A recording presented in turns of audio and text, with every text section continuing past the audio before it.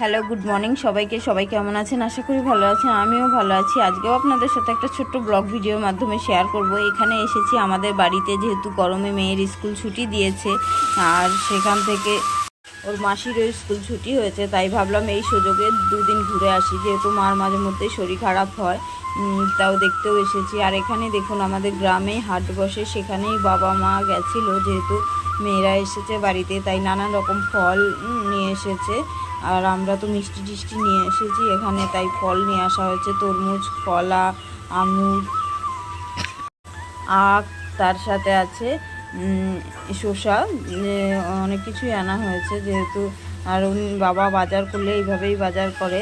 আর সবাই যেহেতু এসেছি আমরা, তার জন্য একটু বেশি করে নিয়ে আসা হয়েছে।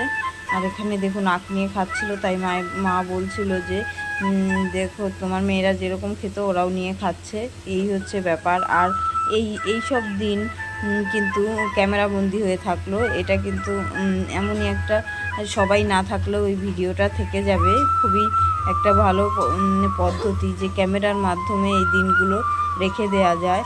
আর এখানে দেখুন বোন সব কিছু গুছিয়ে নিচ্ছে, মানে ব্যাগ থেকে বার করে বাইরে রেখে দিচ্ছে, যেহেতু ব্যাগে থাকলে হয়তো নষ্ট হয়ে যাবে, কলা টলা খারাপ হয়ে যাবে, তাই বাইরে বের করে নিল। আর এখানে আনা হয়েছে সবজির মধ্যে আছে পটল, উচ্ছে, ঢ্যাঁড়স, যেগুলো লাগে। আর এখানে সপ্তাহে একদিনই হাট বসে, সেই হাট থেকেই বাজার করে আনে। আর এখানে দেখুন আমাদের বাড়িতে এটা কি গাছ বলুন তো, লিচু গাছ হয়েছে, আর সেগুলোই দেখাচ্ছিল। আর এখানে মা বসে কথা বলছিল, আমিও খাচ্ছিলাম। আর সামনে এই ফুল গাছগুলো অনেকই হয়েছে, খুবই সুন্দর লাগে। এই গাছে সবসময় 12 মাস ফুল হয়। দেখুন বাড়ির সামনে এই ফুল গাছগুলো হয়ে রয়েছে, আর আমি বসেছিলাম খাচ্ছিলাম, তাই ও আবার ভিডিও করলো। আর এখানে দেখুন আম খাবে।